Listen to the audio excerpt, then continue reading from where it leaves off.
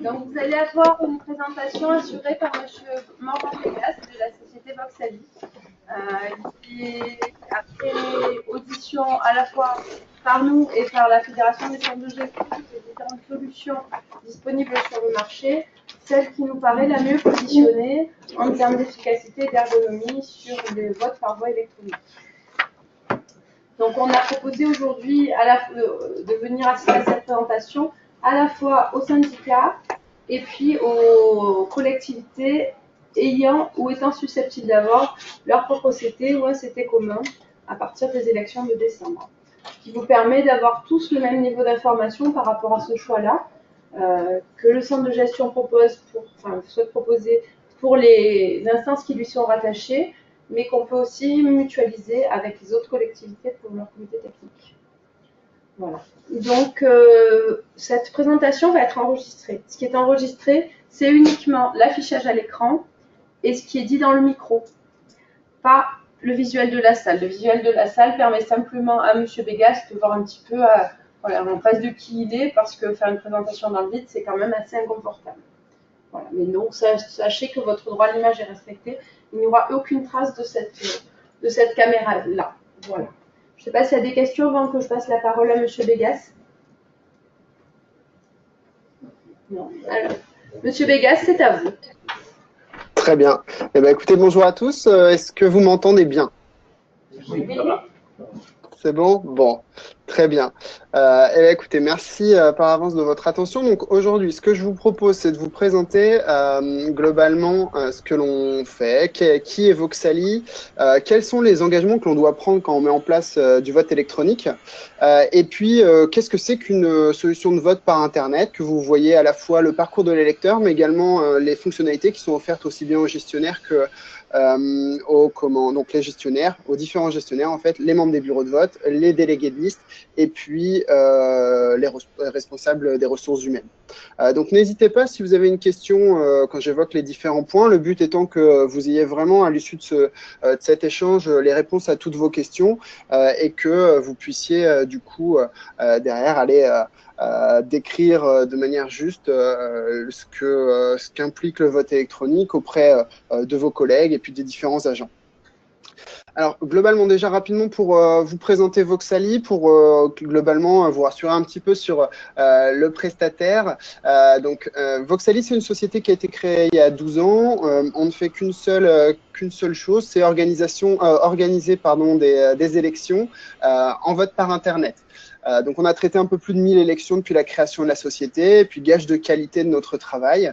On n'a jamais eu une seule annulation d'élection lorsque nous sommes intervenus. Donc, on est vraiment sur des process qui sont extrêmement sécurisés, des process aussi qualité qui sont très maîtrisés et qui nous permettent de délivrer des élections en toute indépendance, dont les résultats sont pleinement garantis et qui permettent à chacun des acteurs d'avoir globalement un niveau de retour qui est satisfaisant sur notre intervention sur les élections. Alors, un point qui est important dans le centre de gestion, dans les centres de gestion, vous savez bien ce que c'est qu'être tiers de confiance ou que de faire référence à un tiers de confiance. Voilà, sachez que c'est le positionnement de Voxali. On est d'ailleurs adhérent à la Fédération nationale des tiers de confiance et donc tout notre travail est orienté sur le fait de pouvoir être un interlocuteur dédié entre les différentes parties d'une élection et pouvoir garantir à chacun que ce qui est fait dans les bonnes règles de l'art. Il faut avoir en tête que le vote électronique pour les élections professionnelles, c'est très cadré, le cadre légal est extrêmement strict et le cadre en termes de sécurité informatique et de confidentialité est également extrêmement strict. Donc nous, bien évidemment, dans les engagements qu'on prend, on prend l'engagement de pouvoir respecter tout ce qui a trait à la sécurité et à la confidentialité des différentes étapes de vos élections. Donc, pour vous donner une petite idée de qui est Voxali, puisqu'on est quand même sur un métier niche, donc des petites entreprises, mais globalement, Voxali, c'est la première entreprise en France en termes de vote par Internet, à la fois en termes d'élections traitées et de volumes électoraux traités, mais également en termes de collaborateurs. On compte un peu plus de 60 personnes au sein de la société, dont un tiers qui sont des spécialistes en informatique et qui mettent au point nos solutions. Donc, on veille vraiment à délivrer des plateformes qui soient au goût du jour en termes de sécurité informatique à tout moment. Vous pouvez voir dans les différents médias, dans les actualités, parfois des failles qui se font jour en termes de sécurité informatique. Donc, c'est très important pour nous, dans notre travail, de mettre à jour nos solutions en temps réel, de manière à pouvoir garantir à tout moment la structure, l'architecture technique qui est mise en place pour les élections sur lesquelles nous intervenons. En termes de référence, alors très rapidement, puisque là ce sont beaucoup d'entreprises du privé, mais c'est vrai que le décret qui a permis le vote électronique pour les élections professionnelles dans le secteur privé est beaucoup plus ancien que le décret pour le secteur public. Donc c'est vrai qu'on a du coup des partenaires qui ont pris le chemin du vote par Internet il y a déjà plus de 10 ans.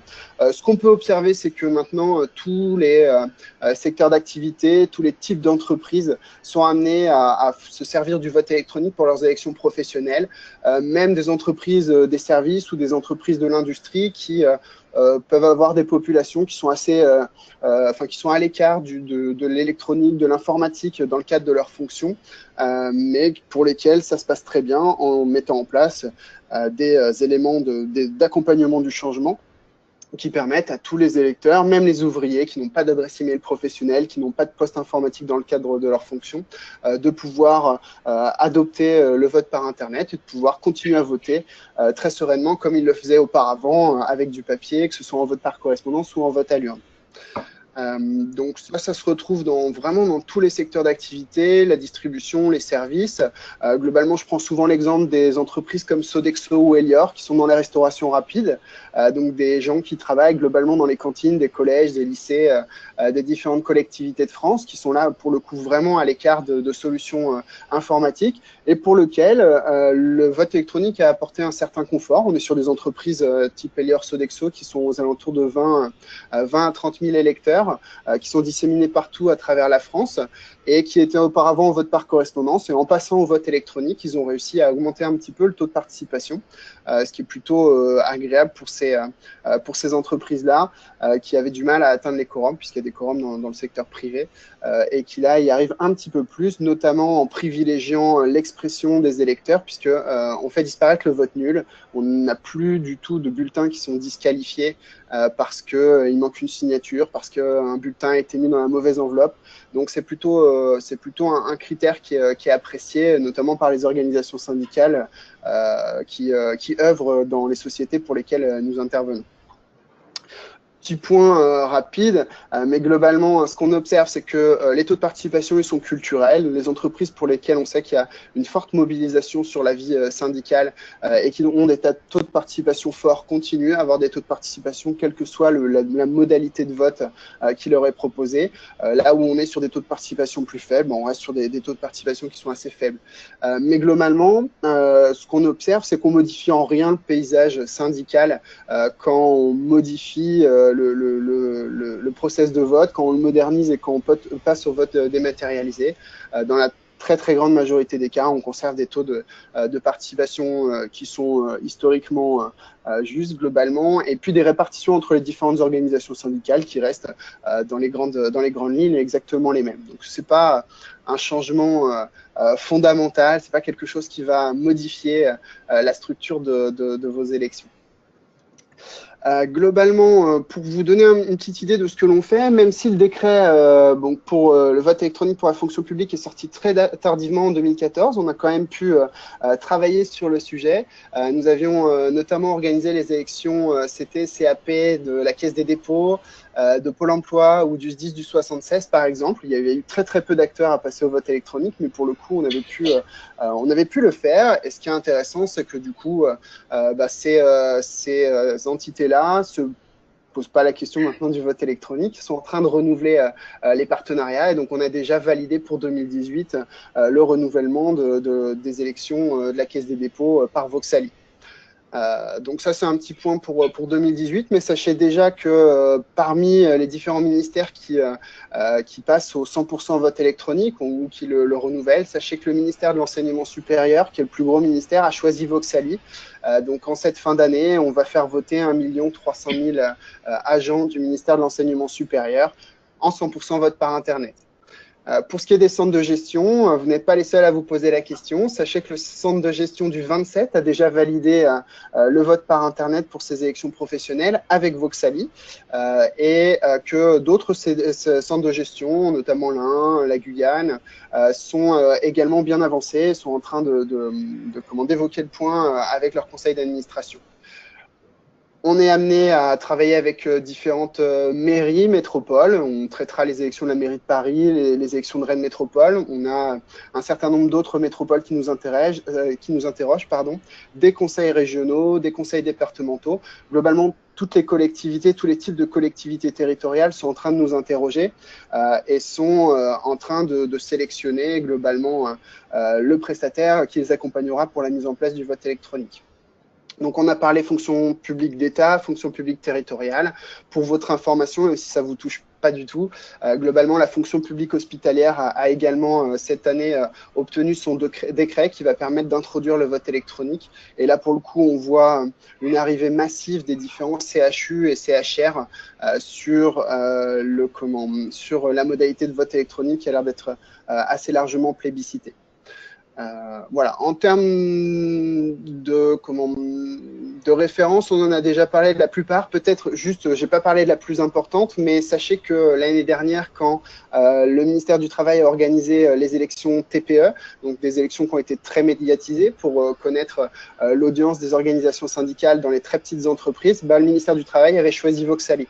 Et donc, c'est Voxali qui a organisé toute l'architecture de vote par Internet et par correspondance pour le ministère du Travail sur ces élections. Voilà. Tout ça pour vous dire que globalement, si vous êtes amené à travailler avec Voxali, vous savez que vous avez un prestataire qui est qualifié, qui a de l'expérience, qui a été amené à traiter des élections qui sont d'une importance capitale et pour lequel les retours sont toujours très bons.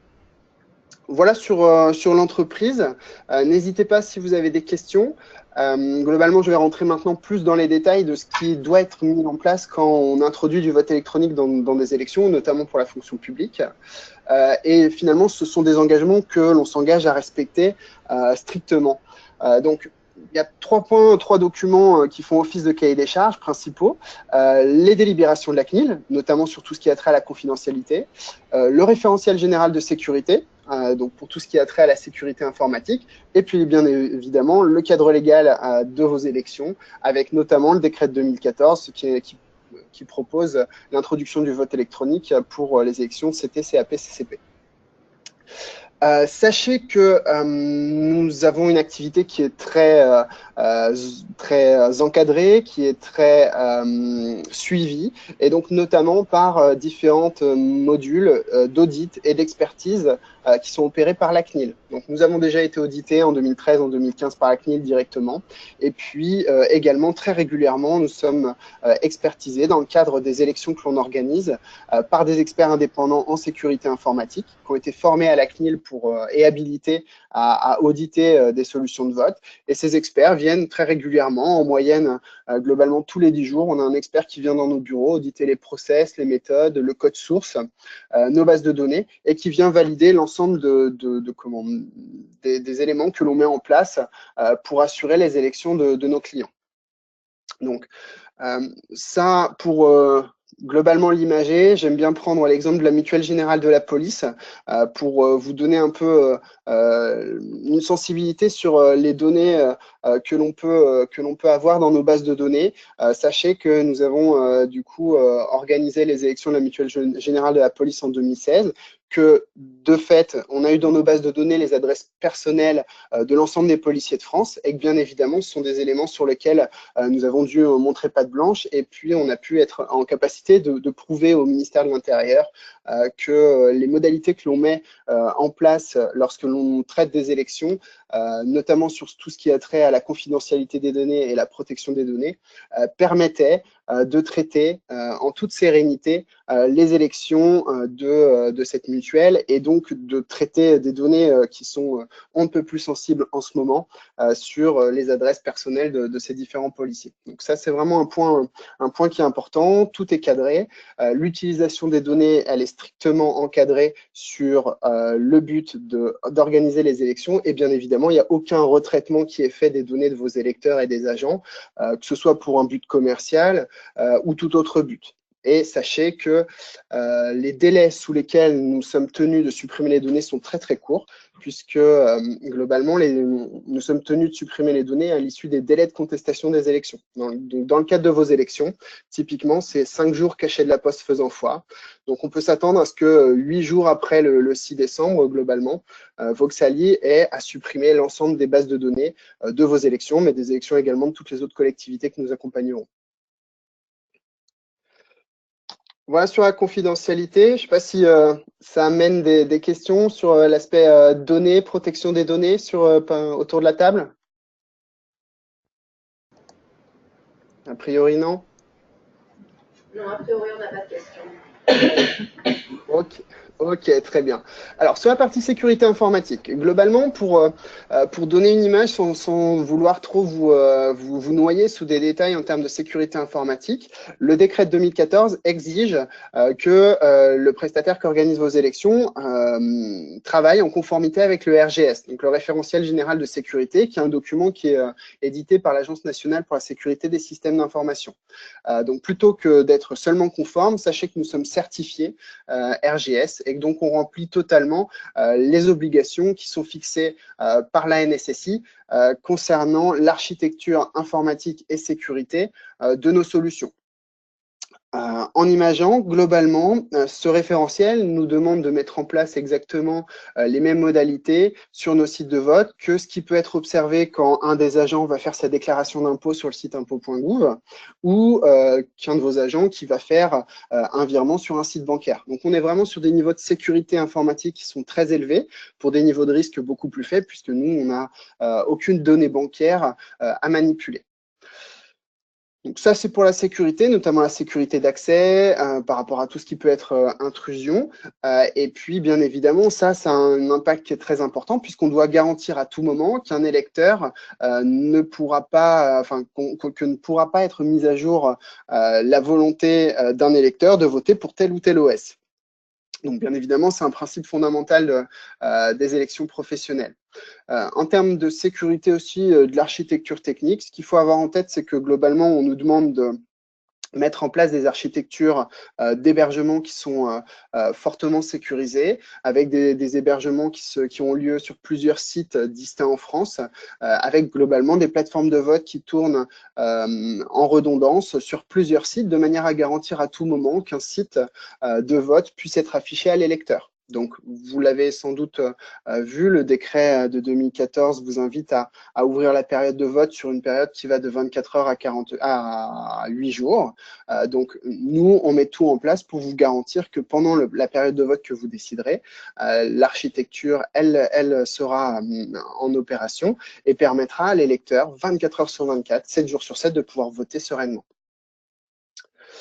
Donc, globalement, ça a trait à tout ce qui est accessibilité. Hop, alors.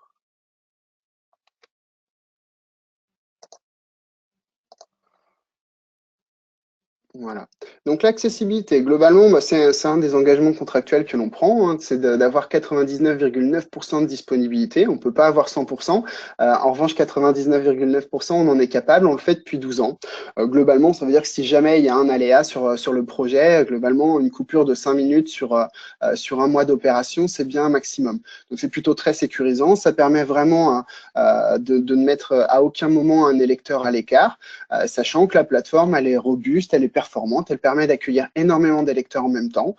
Et pour preuve, on a pu inviter jusqu'à plus de 4 millions d'électeurs pour les élections TPE, où on a même pu observer plus de 1000 votes en simultané pour les élections professionnelles d'EDF, par exemple. Donc, sur des populations comme les vôtres, on sait que même si tous les électeurs se regroupaient sur un quart d'heure pour voter tous en même temps, globalement, la plateforme, elle arriverait à absorber l'ensemble des votes et à délivrer un résultat qui serait parfait.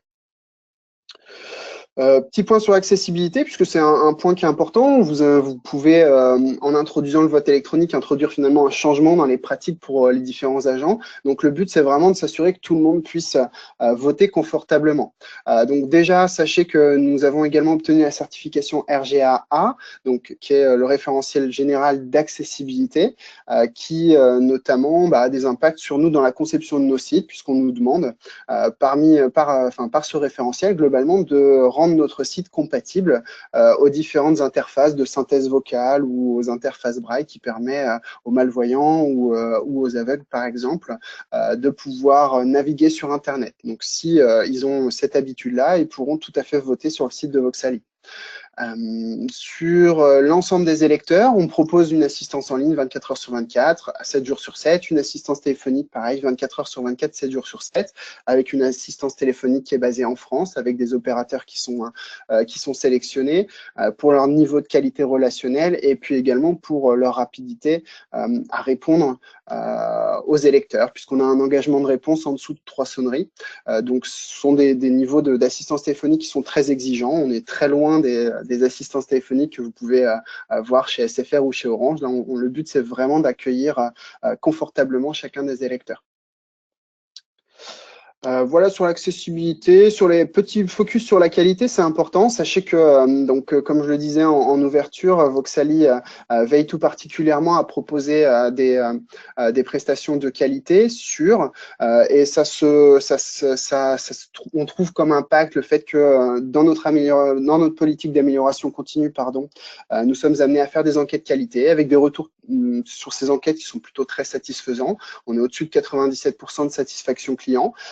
Et puis, depuis peu, on fait également ces enquêtes de satisfaction auprès des organisations syndicales. Et là encore, on a des très bons retours. On est au-dessus de 92%. Et on observe que même des organisations syndicales qui sont contre le vote électronique, qui n'ont pas forcément signé le règlement électoral ou qui se sont opposés à la mise en place du vote électronique, a posteriori, sont venus sur nos enquêtes de satisfaction et puis nous ont affirmé globalement leur satisfaction par rapport à notre intervention. C'est plutôt un critère qui est très positif, même si on a parfois des organisations syndicales qui peuvent prendre peur devant le changement. Globalement, a posteriori, elles restent satisfaites de notre intervention, de notre travail et elles nous renouvellent leur confiance pour de prochaines mandatures. Donc, ce qui est plutôt un critère d'évaluation qui est très important pour nous. Donc voilà globalement sur les engagements sur Voxali. Est-ce que à ce stade, il y a des questions parmi l'assistance? Toujours pas. Toujours pas, bon, très bien. Alors, pour ce qui est du vote électronique, globalement, ce qui est important, alors, ce que je vais vous présenter, c'est voilà, le courrier des modalités de connexion. Ce qui est important d'avoir en tête, c'est que tant que l'ensemble des agents n'ont pas d'adresse email professionnelle, on va avoir du coup un process de communication auprès des électeurs qui est un process assez classique. On va envoyer, on va acheminer une lettre de code auprès de chacun des électeurs. Donc, globalement, ça se rapproche assez de ce qui était fait avant quand vous distribuiez le matériel de vote par correspondance. Là, le but, il est de donner à chacun un média qui va lui permettre d'avoir toutes les informations pour pouvoir se prononcer. Donc, typiquement, une lettre de code, ça ressemble à ça. On va mettre dans une enveloppe toutes les informations nécessaires. Donc, l'adresse URL du site de vote, qui pourrait être par exemple cdg04.vote.voxali.com, qui est l'adresse que l'électeur va devoir recopier sur son navigateur pour pouvoir se connecter au site. Et puis, il va avoir un code d'accès et un mot de passe. Et ça, ce seront les éléments qui permettront son authentification sur le site. Sachant que, bien évidemment, on met au dos de chacun des courriers une notice avec des copies d'écran, avec les différentes étapes du vote, de manière à ce que chacun puisse être accompagné pas à pas et que, bien évidemment, une personne qui aurait une difficulté puisse tout à fait aisément se référer à cette notice pour pouvoir voter. Alors, sachant qu'il y a cette notice, il y a également des vidéos tutoriels qui sont proposées, qui vont permettre à chacun des électeurs de suivre pas à pas en vidéo la recopie du courrier à la plateforme de vote, puis derrière comment on déroule une période de vote. Vraiment, tout est fait pour pouvoir accompagner les différents électeurs. Et puis dans le cas le plus extrême où l'électeur serait vraiment perdu, il a toujours la possibilité d'appeler l'assistance téléphonique de manière à avoir une aide personnalisée en temps réel. Donc, voilà ce qui permet de se connecter et du coup, ce qui va permettre à l'électeur d'arriver sur une période de vote. Donc, d'ailleurs, s'il n'est pas en période de vote, typiquement, il va arriver sur une page comme celle-ci. Imaginons qu'il ait reçu… Alors, le décret, d'ailleurs, de 2014 implique que les codes de vote soient envoyés à minima 15 jours avant l'ouverture du scrutin. Donc, avant l'ouverture du scrutin, on va quand même rassurer l'électeur et lui dire qu'il est bien sur le bon site et lui indiquer quelles sont les périodes de vote sur lesquelles il pourra revenir pour voter. Simplement assister, parce qu'il ne m'entend pas, M. Vegas, mais il me semble qu'on m'avait dit que si l'électeur n'avait pas été destinataire de ces codes ou les avait perdus, il pouvait appeler l'assistance pour les récupérer. Alors ça permet, lorsqu'il y a des délais de distribution ou que la personne a oublié de donner son adresse après qu'il pense à la collectivité ou autre, qu'il ait quand même accès à ces codes dans tous les cas. Oui. Alors, tout à fait. Alors, ce qui est important, justement, c'est qu'à tout moment, tout le monde communique sur l'adresse du site de vote. Globalement, c'est l'adresse URL qui vient ici dans la barre d'adresse. C'est quelque chose qui va être affiché par la collectivité, souvent qui va être diffusé par mail. C'est également, quand je le vois beaucoup sur mes élections, les différentes organisations syndicales qui vont le mettre, soit sur leur profession de foi, soit sur leur communication, par exemple, sur leurs réseaux sociaux, de manière à ce que tout le monde arrive sur cette page d'accueil et que tout le monde puisse avoir aux deux fonctionnalités d'assistance qui sont importante. Donc, l'assistance téléphonique, on l'a dit tout à l'heure, qui permet vraiment d'avoir un lien personnalisé, mais également le module d'assistance technique qui permet de se faire renvoyer des codes à tout moment. Donc, notamment dans ces cas-là, imaginons que je n'ai pas reçu mes codes, qu'ils ne m'aient pas été distribués ou que je les ai perdus. J'ai toujours la possibilité, par un process d'authentification, de m'authentifier et donc de pouvoir demander de nouveaux codes. Alors, cet électeur-là, il est né en 1990. Voilà, excusez-moi, le temps que je me rappelle les données. Donc, vous voyez, en fait, je vais rentrer un certain nombre de critères sur un électeur, donc des critères qui sont confidentiels, qui vont permettre de contrer toute tentative de fraude. Et pour le coup, le système, une fois que l'authentification aura été validée, elle va bien valider que l'électeur qui s'est authentifié n'a pas encore enregistré de vote. Et si c'est bien le cas, elle va lui permettre de saisir une adresse email ou un numéro de téléphone qui va lui permettre derrière, en cliquant sur obtenir un duplicata, de recevoir automatiquement les nouveaux codes de vote. Donc ça permet vraiment à tout moment à un électeur d'avoir ses codes, soit initialement par courrier, soit a posteriori par SMS ou par email. Et donc, bien évidemment, une fois que j'ai fait ma demande de code, je vais avoir un code d'accès, un mot de passe à renseigner sur la plateforme pour pouvoir m'authentifier. Donc, si je clique sur connexion, j'arrive sur le site de vote à proprement parler. Donc, le vote, il se fait en 3 étapes. Donc, on va avoir un fil d'Ariane qui va être présenté ici, qui va permettre à l'électeur de savoir à quelle étape il se situe. C'est exactement le même numérotation que la notice que l'on va envoyer. Et ce qui est important sur ce site, c'est que toutes les données sont anonymes. Le but, il est vraiment de pouvoir conserver au maximum l'anonymat des différents électeurs. Donc là, notamment, il n'y a plus aucune information nominative. En revanche, le système, il a bien reconnu que c'était un électeur du CDG 04. Il a reconnu ici que c'était un catégorie B.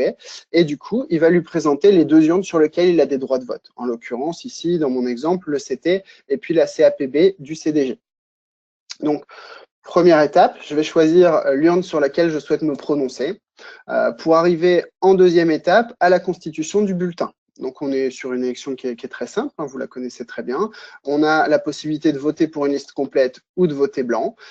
Et puis, on va avoir un certain nombre de fonctionnalités qui vont permettre à l'électeur de se renseigner sur l'élection. Donc, on va présenter les différentes organisations syndicales qui se présentent.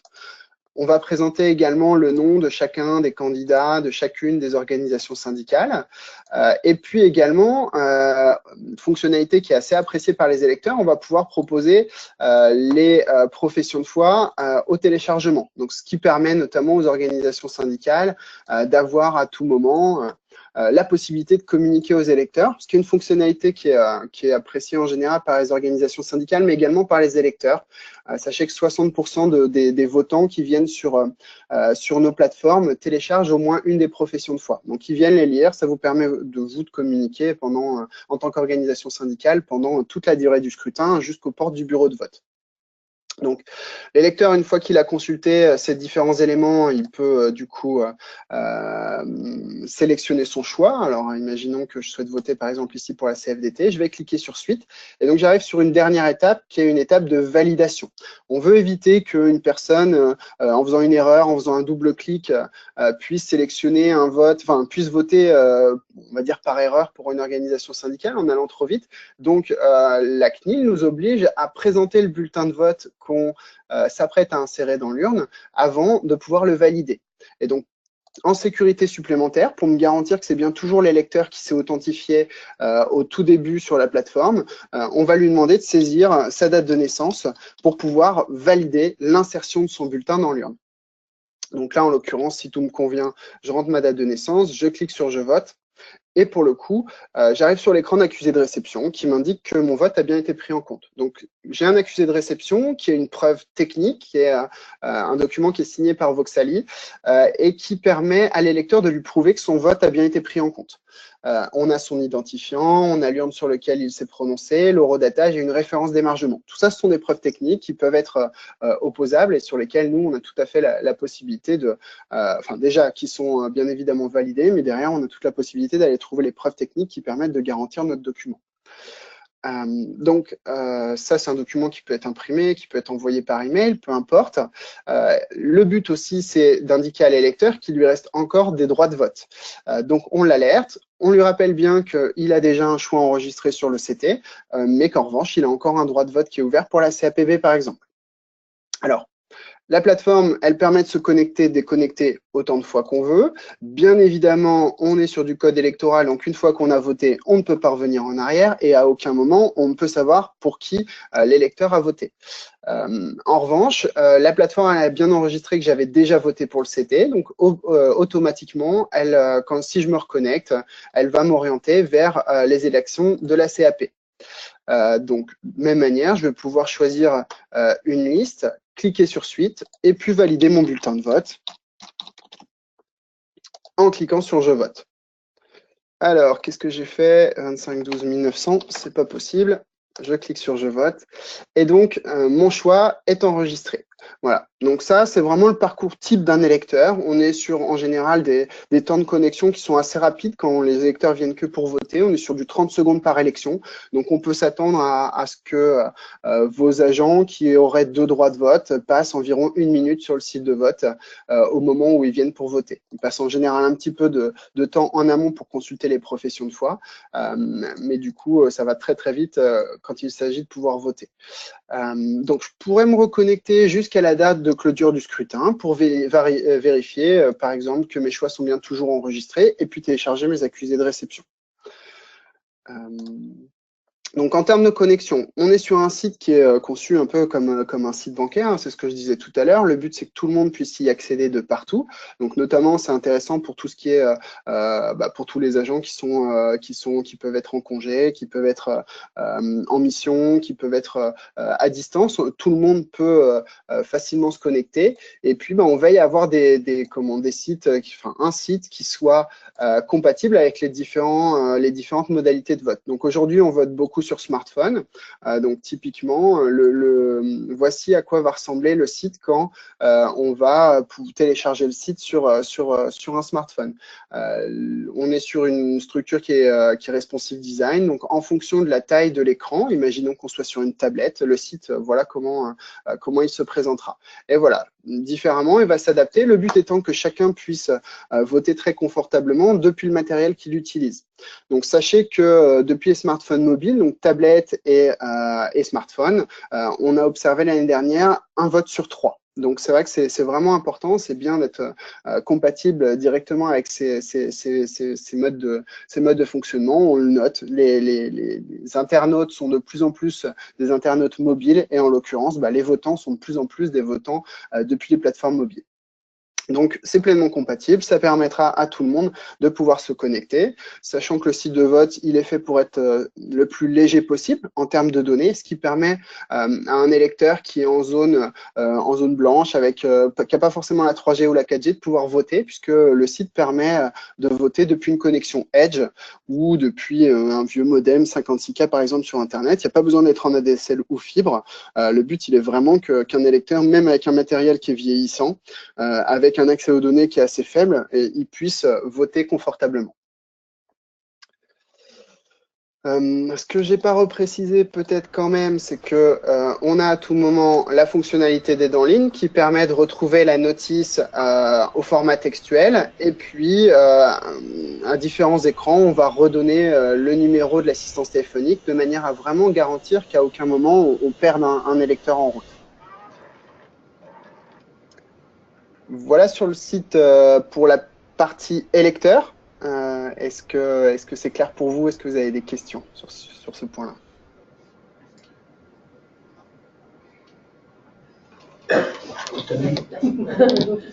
C'est un numéro qui est payant. Je vous passe une question. J'ai entendu la question qui porte sur l'assistance téléphonique, sur le fait qu'il soit payant, c'est ça? Exactement. Alors, globalement, tout est possible. En général, ce qu'on fait, c'est qu'on met en place un numéro local, qui sont des numéros qui ne sont pas surtaxés. On a observé que les 0800 ou les numéros verts peuvent parfois être surtaxés en fonction du forfait de l'électeur. Donc, en général, on met par défaut un numéro local qui permet à tout le monde pour le prix d'un appel local qui est souvent pris en compte dans les forfaits illimités des box et des smartphones, finalement d'avoir un coût qui est totalement transparent. Après, il nous arrive aussi de mettre en place un numéro vert. Ça, c'est peu importe. Mais en tout cas, à aucun moment, on ne met en place des numéros surtaxés. Ça a répondu à la question. Est-ce qu'il y a d'autres questions?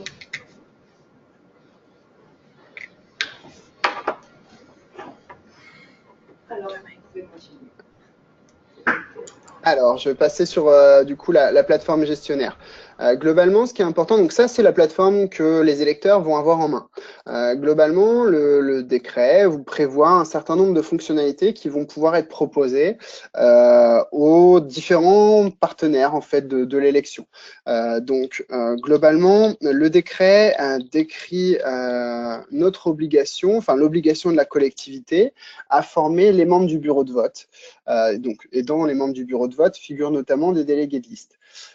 Globalement, on doit assurer cette formation un mois avant le scrutin. Et le but de cette formation, c'est bien évidemment de présenter le site de vote. Donc, on viendra avec un site de vote qui correspond globalement visuellement à ça, mais dans lequel on aura insufflé vos propres noms, enfin le nom des organisations syndicales, le nom des candidats, les logos, les professions de foi, de manière à ce que tout le monde puisse faire la recette et puis constater que le paramétrage, il a été bien fait.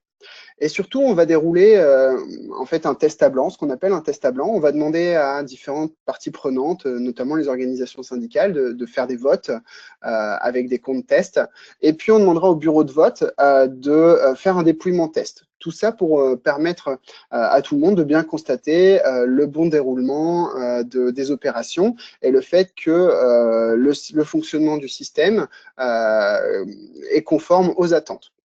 Donc, à cette période de formation, on va donner des accès aux différentes parties qui permettront d'avoir accès pendant la durée du scrutin, pardon, hop, faut pas que je me trompe de code, qui permettront aux différentes parties d'avoir accès à certaines fonctionnalités. Donc, si on s'intéresse par exemple aux fonctionnalités qui peuvent être offertes à la direction et puis aux organisations syndicales, il y a notamment le suivi du taux de participation. Donc ça, souvent, c'est un point, un confort qui est apporté, un point qui est vraiment plébiscité par les différentes parties. Ça vous permettra en temps réel, pendant les 8 jours d'ouverture du scrutin, par exemple, si vous traitez les élections sur 8 jours, d'avoir une visualisation en temps réel des taux de participation. Donc vous voyez, tout à l'heure, j'ai voté une fois au CT, une fois à la CAPB. Les taux de participation se sont incrémentés. Si j'avais un collègue qui venait dans la seconde faire la même chose et que je cliquais sur rafraîchir, les taux se mettraient à jour. Donc ça vous permet pendant toute la durée du scrutin de mesurer globalement le taux d'adhésion des différents électeurs au process de vote. Et puis, ça peut vous permettre de convenir pendant la durée de l'élection, peut-être d'avoir une communication pour être sûr que tout le monde ait bien pris le sujet en main et que tout le monde va bien pouvoir voter. Donc ça, c'est un point qui est important. Alors là, bien évidemment, j'ai mis que le CT et la CAP, mais bien évidemment, il y aura également un visuel sur la CCP. Le but étant qu'on présente les taux pour chacune des instances. Oui. Est-ce que vous aurez la possibilité d'agrandir un petit peu, s'il vous plaît, sur votre page internet? Là, voilà, parfait. C'était très mieux. Oui, merci. Pardon. Sur mon écran, je vois très bien, mais c'est sûr que de loin, ça doit être plus compliqué. Donc voilà, le but étant vraiment d'avoir un taux de participation en temps réel pour tous. Ça, c'est la fonctionnalité, on va dire, de suivi et de contrôle du scrutin qui est la plus demandée et puis qui est la plus suivie pendant toute la durée du scrutin. Le bureau de vote aura accès à tout un tas d'autres fonctionnalités telles que le suivi des scellements. En fait, on scelle le paramétrage, on met le site en autopilote. En fait, on veut garantir que personne ne va s'introduire sur le site pour modifier son paramétrage. Et, par exemple, modifier la liste électorale, modifier la liste de candidats. Donc ça, c'est fait par un procédé qu'on appelle le scellement, qui correspond globalement aux deux petits cadenas qui étaient mis sur l'urne transparente auparavant, quand on était sur du vote à l'urne. C'est un process qui est auditable à tout moment et qui permet de suivre à tout moment si le paramétrage a été modifié ou pas. Entre autres fonctionnalités, le bureau de vote reçoit quotidiennement des rapports sur les connexions, sur les statistiques, sur les aléas éventuels. Le but étant qu'à tout moment, ils aient des informations qui leur permettent de garantir que le scrutin est en train de se dérouler convenablement. Donc ça, c'est pendant le scrutin. Et puis après le scrutin, la fonctionnalité qui nous intéresse le plus, bien évidemment, c'est la fonctionnalité de dépouillement. Alors, comment ça se passe? Globalement, en fait, on a besoin, pendant le scrutin, de garantir l'anonymat des suffrages. Donc, en fait, à tout moment, les suffrages sont chiffrés. Et donc, on a été obligé de mettre en place un algorithme de chiffrement au moment de la formation. Donc, ça s'est fait par le bureau de vote, qui va, en fait, permettre de brouiller, globalement, les suffrages, qui soient illisibles pour un humain, mais par contre, qui pourront être déchiffrés après coup en saisissant des clés de déchiffrement. Donc, c'est un petit peu technique, mais globalement, ce qu'il faut avoir en tête, c'est que le bureau de vote va, le jour de la formation, devoir saisir pour chacun des membres du bureau de vote un mot de passe. Donc, à minima, il y a 3 membres de bureau de vote. Et le jour du dépouillement, il faudra qu'au moins 2 de ces 3 personnes saisissent leur mot de passe pour pouvoir activer la fonctionnalité de dépouillement. Donc là, je ne peux pas vous le montrer puisque je suis sur un environnement de formation. J'utilise une clé de chiffrement test, mais globalement, c'est un module qui correspond à celui-ci. On a un nom, un prénom d'une personne, du président du bureau de vote, et en face, ici, au lieu d'organisation syndicale, c'est marqué mot de passe, et il va saisir son mot de passe et derrière, avoir accès à la fonction dépouiller. Donc, on est sur un dépouillement en un clic. Globalement, une fois que je clique ici, j'ai une petite barre de progression. Ici, pour information, il y a 3000 suffrages qui ont été insérés dans l'urne. Donc, ça vous donne une petite idée. C'est assez rapide. Globalement, ce sera peut-être un petit peu plus long pour vos élections. Mais à l'issue de 30 secondes à 1 minute, vous avez accès à vos procès-verbaux de résultats qui sont du coup renseignés et qui sont disponibles au téléchargement. Donc, on aura rempli, en fait, ça, c'est toutes les données issues des urnes, globalement. On va remplir, donc on aura, pour le coup, autant de PV que d'urnes. Donc, le PV pour les CT, les PV pour les 3 CAP, les PV pour les 3 CCP. etc., avec les heures d'ouverture et de clôture qui sont reportées automatiquement, le nombre d'électeurs inscrits, de votants, de blancs, les suffrages valablement exprimés, le calcul du quotient électoral, et puis le report des résultats pour chacune des organisations syndicales. Donc le nombre de bulletins reçus pour chacune des OS, le total des voix recueillies par chacun des candidats de chaque liste, et puis les calculs de résultats, notamment le calcul de la plus forte moyenne, qui va permettre de dire telle organisation syndicale a tant de sièges et telle autre a tant de sièges.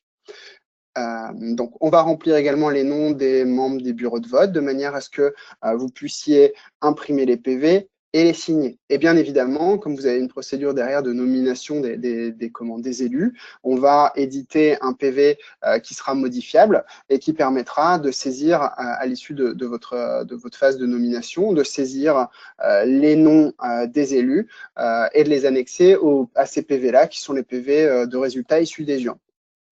Et donc, on va pouvoir défiler comme ça les éléments pour chacun des scrutins, et ce qui permettra derrière d'imprimer, de signer, de proclamer les résultats.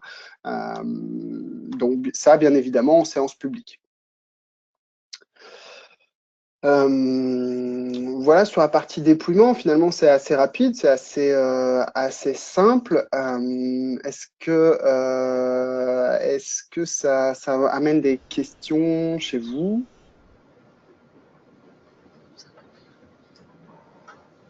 Non, a priori, c'est bon. Donc, globalement, ce qui est important, c'est que nous, à l'issue du déploiement, on n'a pas totalement fini notre travail.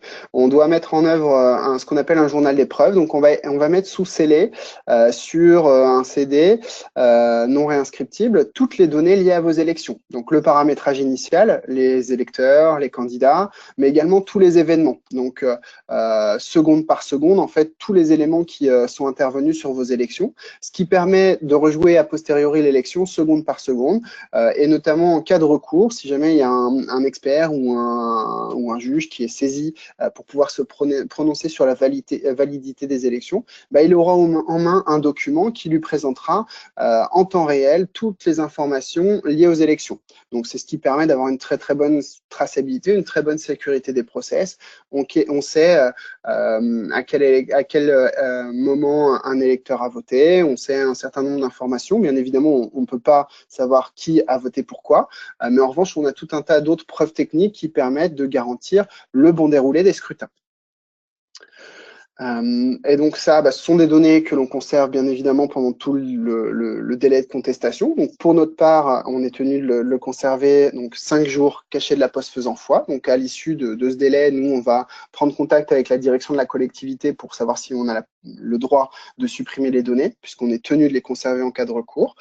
S'il n'y a pas de recours, on supprime toutes les données et vous n'avez plus et vos électeurs n'ont plus aucune existence dans nos systèmes. Et puis ce document, donc le journal d'épreuves, lui par contre, dans le décret, il est prévu que la direction de la collectivité le conserve pendant 2 ans. Et à l'issue de ce délai de 2 ans, bien évidemment, ce sera à la collectivité de supprimer ces données-là et globalement de mettre un terme aux élections 2018.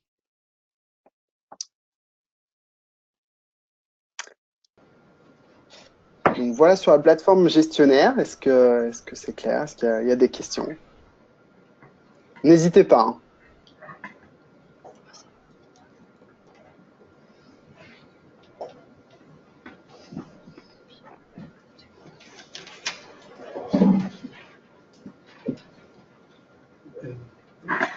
Question. J'emmène le micro avec moi.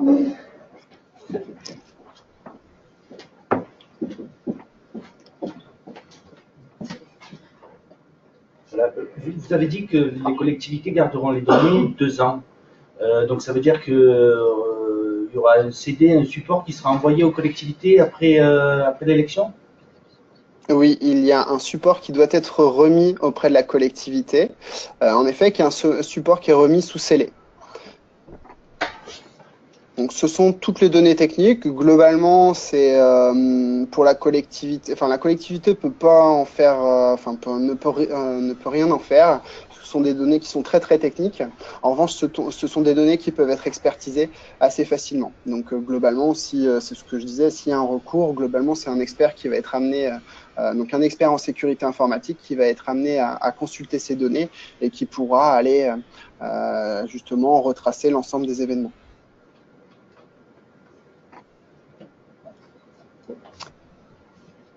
C'est pour le contentieux électoral et nous, on devra garder ce CD évidemment au coffre. C'est ça. Touché et sous CD. Et le détruire à l'issue de cette période. C'est ça. C'était exactement la même législation globalement pour le matériel papier qui devait être conservé, archivé et puis détruit.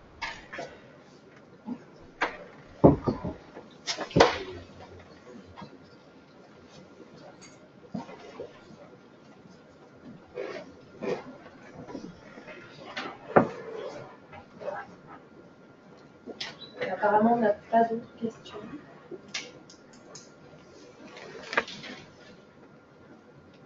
Très bien. Bah, écoutez, moi j'ai essayé d'être le plus synthétique possible, mais le plus clair possible pour que vous ayez tous un bon niveau d'information.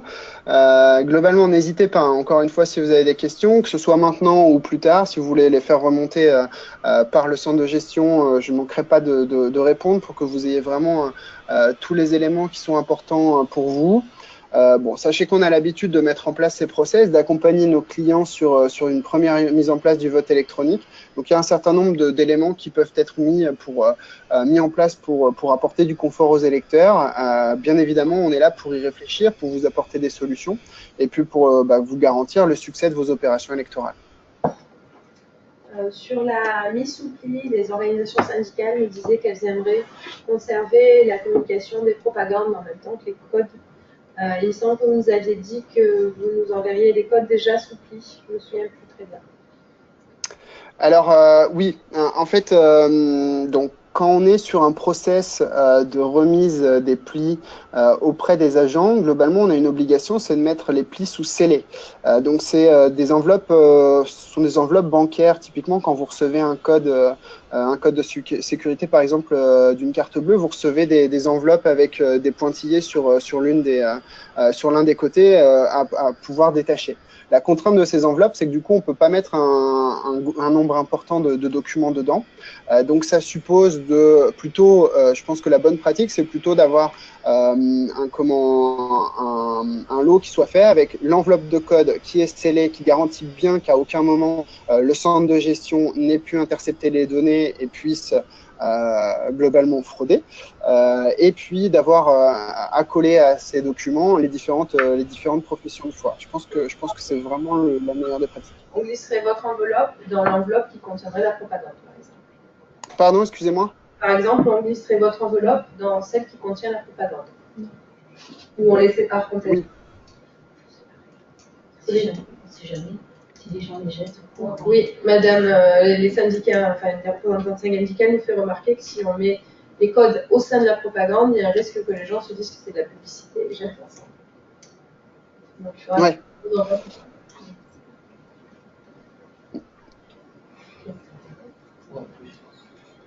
Enfin, après, on va prendre un temps après cette présentation pour rediscuter avec les organisations syndicales. Donc, elles vont pouvoir dialoguer entre elles à ce sujet-là.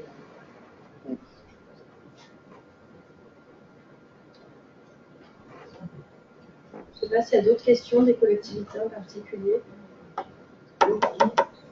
Alors, au niveau du coût, nous, on a un devis au niveau du centre de gestion. Et donc, on avait discuté avec cet éditeur. Le surcoût est assez limité. Donc, on va voir avec notre conseil d'administration quelle serait la proposition qui vous serait faite par rapport avec la ventilation. Sous réserve des dialogues là, qui va ventiler les organisations syndicales, le CT va se réunir vendredi, ce sera examiné. Et ensuite, le conseil d'administration se réunira le 23 mars.